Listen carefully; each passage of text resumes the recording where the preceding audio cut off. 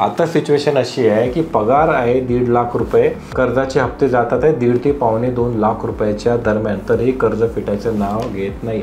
काही बँकांचे हप्ते बाउन्स झालेले आहेत, क्रेडिट कार्डचे बाउन्स झालेले आहेत, ते लोक आता त्रास द्यायला सुरुवात करतात आहे. आता मुलगी एवढी पॅनिक का बरं झाली होती? वय वर्ष 38 झालेलं आहे, अजून मूलबाळ नाही. आता ते मूलबाळ होण्यासाठी डॉक्टरांच्या ट्रीटमेंटसाठी सुद्धा पैसे नाही आणि मुलगा अजिबात ऐकत नाही इन द सेन्स तोही आता असा अडकलेला आहे की त्याला याच्यामध्ये मार्ग सापडत नाही आहे.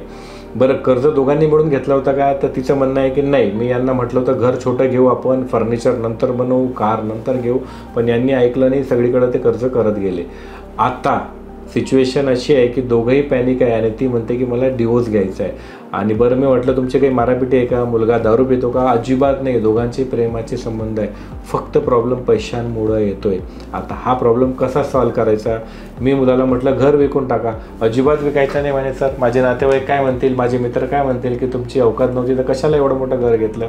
घर विकायला तयार नाही, जॉबमध्ये पगार एवढ्या मोठ्या प्रमाणात वाढणार नाही, बँकावाल्यांचे फोन येत आहे, असं कॉम्प्लिकेशन्समध्ये गाडी अडकलेली आहे की इथून ती पुढं सरकायला चान्सेस नाही. आता एकतर ते डिवोर्स घ्यायला लागेल, नाही तर दोघांपैकी कोणीतरी एकजण सुसाईड करेल.